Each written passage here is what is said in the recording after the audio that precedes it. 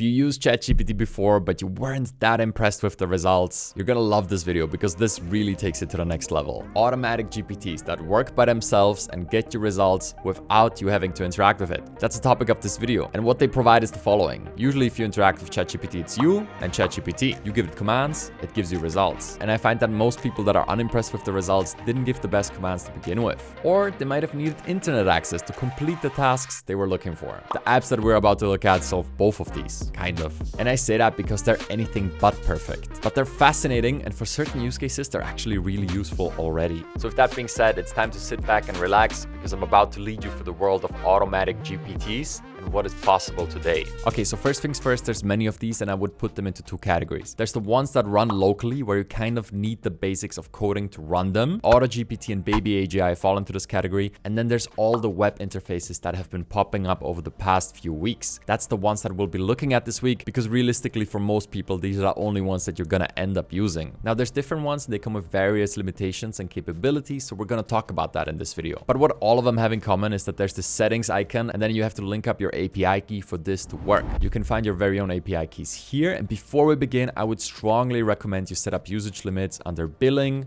usage limits, and then set these up to whatever you're comfortable with because it can happen that you forget about these, they just keep running and they'll drain your entire account. And if you want a step-by-step tutorial, I did a video on Agent GPT a few weeks ago where I showed you exactly how to hook it up and how to start using it. But essentially, once you have your API key, you're good to go, and now we can start exploring. Okay, so we looked at Agent GPT as soon as it came out, but now they upgraded it. So you can see they added different GPT personas that are particularly good for one task. They also added web search, but more on that soon. And in the settings, you can see that we have way more settings now, which I absolutely love because now you can actually pick your language. And in the advanced settings, the most important thing in here is the looping. So you can pick how often it can prompt itself. The temperature is something like the creativity of the model. How much out of the box thinking do you want? Where 1 represents super creative and 0 represents super conservative. And then obviously you get to pick the model. And I'll just say all of these work way better with GPT-4. And I signed up on the first day and got lucky, so I have access to it. So if you don't have access to that API yet, follow along with this video. And I'll be doing a live stream where we explore this together with my GPT-4 API. All right, so that's some nice additions to what we know already. But beyond that, there's Godmode.space that you might have heard of already. And this is a different version of it where it asks for more of your input, which I kind of like. And at this point, we should start talking about how these work and how to use them. So overall, you give them a goal that you want to achieve. This is not about coming up with instructions and context like with usual prompts. This is all about giving it the final destination to where you want to get. So instead of saying, write me a sales email for my company, you would say, send out sales emails for my company. Again, many limitations to this and it's not going to work perfectly, but it's fascinating and this is where the space is going. So it's important that we start learning about this as soon as possible, which is now. Okay, and then there's a third one that popped up a few days ago, and this is the web interface for BabyAGI. And I find this one to be the best, except it doesn't have access to the internet yet. So let's talk about that. It's obviously a key feature in some of these, especially when you're trying to do research. It's really good to have access to the internet right now. And the deal here is if you were to set up Auto-GPT on your very own machine manually, which honestly might be too much to ask of most people that never used code before, you could access the internet and you would get all the custom options that you get from these different apps. But honestly, even for myself, having that and having this, I end up using this interface most of the time just because it's so convenient, and often the tasks I want to explore come up spontaneously. And over the past few days, just pulling this up, switching this to GPT-4 and inputting an objective down here is what I find myself doing the most. But if you do need internet access, well, Agent GPT added it, but right now this button is disabled. On the roadmap, it says they'll have it back up and running permanently within the week. So by the time you see the video, it should work again. Godmode has internet access, but it really depends on your input if the results are useful or not. So this one I would just experiment with. And BabyAGI, as of today, doesn't have it yet, but apparently we'll be adding it soon. All right, so we're getting deeper and deeper on this topic. But before we go into some use cases and show you what is actually possible, I want to show you 2 more apps because you should totally take note of these. So one of them is iBabyAGI by Nate Chan on Twitter. And he took the BabyAGI code and he put it into iOS app. So if you go on here, you can totally download the brand new application on the iOS store and have this thing with you on the phone at all times, which is pretty amazing.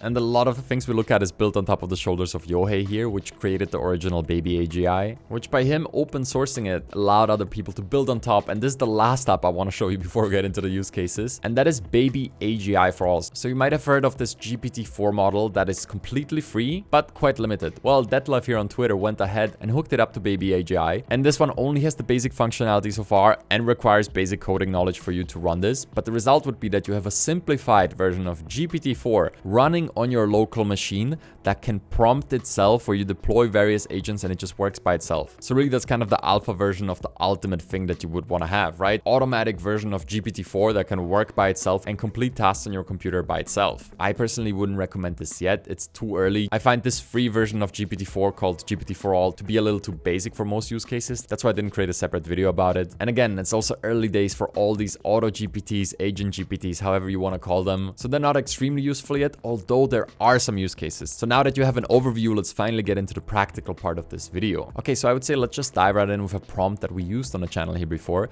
Develop a marketing plan for my AI YouTube channel that spreads awareness of my AI tutorials beyond YouTube. So up here, I'll pick GPT-4 as it is the best. You can totally experiment with 3.5, but let's not kid ourselves. GPT-4 is so much better inside of these automated apps. And then to begin with, we'll say 3 iterations. And that's what I like to start with. And for the first task, developing a task list is usually the best. So this is it. I hooked up my API. There's not much more to this. I'll just say run and it's gonna start doing it. And the amazing thing about BabyAGI in the web interface, it actually works and it's reliable. It doesn't get lost in loops and the results are very useful compared to some of these other web apps that are more experimental and you get useful results sometimes. But from BabyAGI, I was able to retrieve useful results regularly. So as you'll see, first it's creating a task list here. We'll just have to wait a little bit till it's done. Okay, so there you go. The first result is we have a task list here. Define the target audience, research the competition, create a content strategy. And here you can really see the difference between just prompting ChatGPT and doing this, because really getting the best results from ChatGPT and GPT-4 is all about being sophisticated about your prompts and knowing what exactly to ask. Here you just lay out a goal and it finds the different prompts that it's supposed to run to get to that goal. Is it going to find the optimal path and the optimal prompts? No, it's not perfect and it doesn't have all the context it needs. But is it going to get you better results than just running this inside of GPT-4? Absolutely yes. And also let me say this, one of my favorite ways to use this is I just start with something generic or a short prompt like this, and then it's gonna lay out all the different parts, and I'm just gonna take these one by one and craft my own prompts from these, right? Like I could take defining the target audience and turn this into a 10-line prompt that is super specific to my organization, my needs. And I would also provide the information that I already know about my customers, and then I could run this prompt sequence by myself inside of GPT-4 and get similar results. But this is really gonna get you started and it's just fascinating to look at. And as you can see below, it's already at work. It's developing a channel branding strategy. Create a consistent visual identity and tone for your AI YouTube channel to increase recognition and credibility. And it's just doing that all one by one. And now I gave it 3 tasks to complete, right? But if I say 50, it's gonna go through and make this entire to-do list happen for you. Okay, so that's the basic approach. You just take the prompts you have for ChatGPT and you move away from providing instructions and some context to giving a final goal and some context. And just that alone is gonna get you very far. But you can go further and actually use the internet search capabilities of these things. So for example, if I go to Godmode.space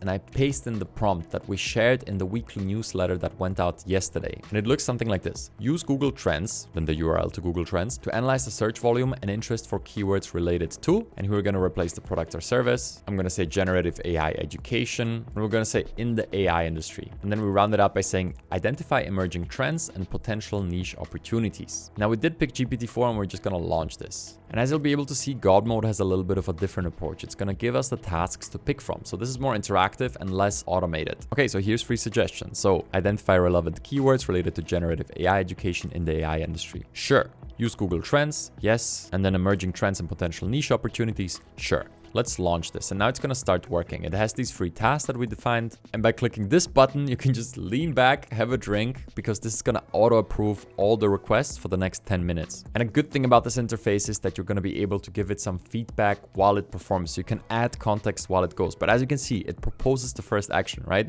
Let's use Google and input keywords related to generative AI education in the AI industry. And it's going to Google that for you. And now that we have auto approve enabled, it's just going to do all these things one by one. And again, don't expect any miracles. These things are developing on a daily basis and they came out a few weeks ago. But this is the direction everything is going in, okay? You're going to be setting goals and ChatGPT is going to be prompting itself towards that goal. So the skill of writing clear prompts is not going to go away, but it's not going to be necessary for every step of the way anymore, because it's going to be able to come up with these tasks and execute on top of them. But as you can see here, it's always going to be able to take additional input from your side. Usually giving additional context in some form is the way to go here. And again, that brings us back to the basic prompt framework of instructions plus context, because if the instructions that it's doing are fine, you don't need to touch that. All you need to do is add additional context if it's necessary. But if it's going in the wrong direction, yes, go ahead and change the instructions. So that would be my pro tip on how to get optimal results. Okay, and then next up, we're going to look at Agent GPT. And what I want to do here is actually take one of my newer prompts, create budgets. And as you can see, this is going to help us create a budget for my $3,500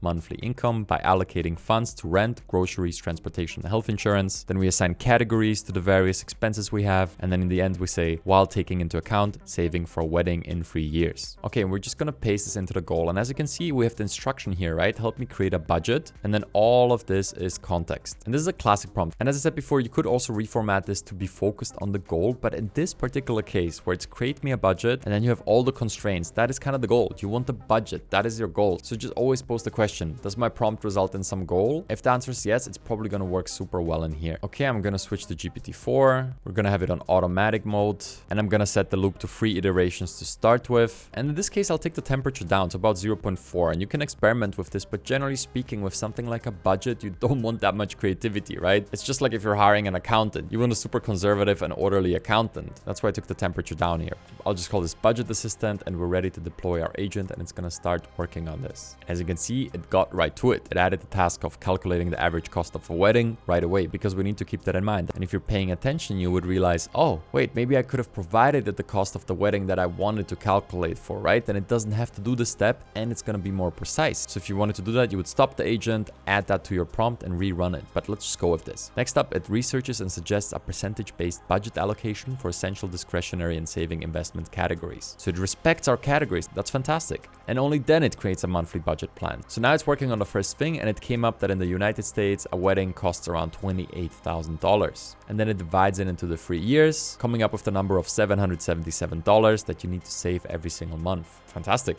All right, and then next up, respecting that situation, that context that it just came up with itself, it starts splitting up your budget into different categories and gives you all the reasoning behind it. So look, this is fascinating and actually really useful. If you're creating a budget and don't have much experience with that, a prompt like this is really gonna get you going. And to round everything out, I just want to show you some of the coolest use cases some of the people across the internet came up with. So for example, this guy hooked up Auto-GPT to 11 Labs, which allows it to produce realistic voices, and he used it to order a pizza successfully. Why is it always pizza? I don't know if you're familiar, but the first real-world Bitcoin transaction was a guy buying 2 pizzas for 10,000 Bitcoin back in 2010. So I guess we're at that moment with AI right now. Anyway, here's another one that I'm experimenting with, and once I perfect it, I'll show it off on the channel, but you can essentially use these agents to research your podcasts and your videos. So here he had 5 different searches in 15 different web browsers, and Auto-GPT just prepared all the topics for the All In podcast, which, by the way, I couldn't recommend enough. It's my favorite podcast. And then here, Nicholas shows off how to use Agent GPT that we just looked at for competitor analysis for specific products. So all these things you can explore. I'll include all the links below. There's so much fun to be had with this. So now you have all the links, you have all the basic resources, you know how it works. And even if you don't have GPT-4, don't let that hold you back. Take the 3.5, start playing with it and see what you get and how it differs from ChatGPT, because this is the direction the space is evolving in. And by you becoming proficient at prompt design and these primitive versions of these Auto-GPTs, once the better versions come around, you're going to be way ahead of everybody else, because you're going to understand how this stuff works at a fundamental level. But if you don't want to do it yourself, here's the live stream where I'll be exploring some of these with the GPT-4 API. And if that's not out yet, turn on notifications, because it will be soon.